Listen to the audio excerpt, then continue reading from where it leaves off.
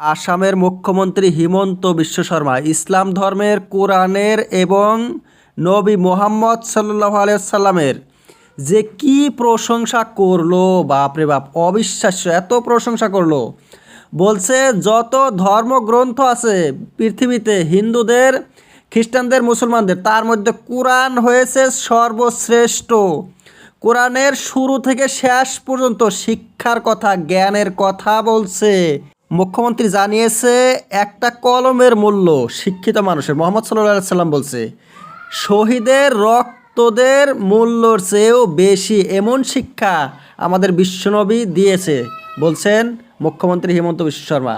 উনি আরও বলছে যে নবী মুহাম্মদ মানুষকে চীন দেশে যেতে বলছিল যদি প্রয়োজন হয় শিক্ষার ক্ষেত্রে। শিক্ষাকে এত অগ্রাধিকার দিয়েছে কোরআনে এবং মোহাম্মদ সাল্লাল্লাহু আলাইহি সাল্লাম নবী। হিমন্ত বিশ্ব শর্মা বলছে কোরআনের শিক্ষাকে পৃথিবীতে ছড়িয়ে দেওয়া, তাকে অর্জন করাই হইল আমাদের দায়িত্ব। মাদ্রাসাতে এইগুলো ভালো করে শেখানো উচিত, এমন কথা, এমন ভাষণ দিচ্ছে মুখ্যমন্ত্রী বলছে আমাদের অনেক টাকা পয়সা হয়েছে, গাড়ি বাড়ি হয়েছে, আমরা এরোপ্লেন দিয়ে উইরা বেড়াই, কিন্তু আমাদের আধ্যাত্মিক শিক্ষা, জ্ঞান অনেক কম। আমাদের জ্ঞান অর্জন করতে হবে। আর মাদ্রাসা হয়েছে সেই জ্ঞানের ভান্ডার ছড়িয়ে দেওয়া একটা উৎস, লাইট, আলোর জায়গা হয়েছে মাদ্রাসা, মুখ্যমন্ত্রী বলছে।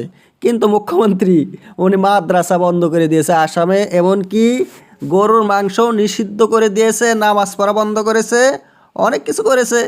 কিন্তু কোরআনের এমন প্রশংসা করছে, ভালো কথা।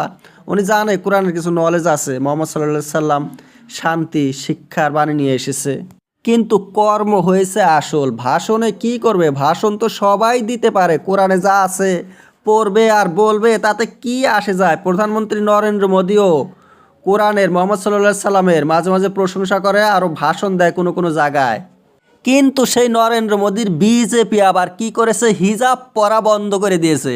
কথা বলে কোরআনের, মোহাম্মদ সাল্লাল্লাহু আলাইহি সাল্লামের প্রশংসা করে, কিন্তু আবার হিজাব পরা বন্ধ করে দেয়। কেমন নেতা, কেমন ভাষণ! 2024-এ প্রধানমন্ত্রী নরেন্দ্র মোদি বলছিল যে কংগ্রেস আরও তার সহযোগীরা অন্যান্য ধর্মদেরকে গালি দেয় না, ইসলামকে, খ্রিস্টানকে গালি দিতে হবে।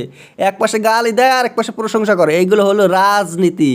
এগুলো লোকেরা আসলে ধার্মিক নয়। ধর্ম এদের কাছে একদমই মূল্যহীন। মানুষকে দেখানোর জন্য, মানুষকে শান্ত করার জন্য, খুশি করার জন্য অনেক বাহানা বের করে, অনেক কথা বলে।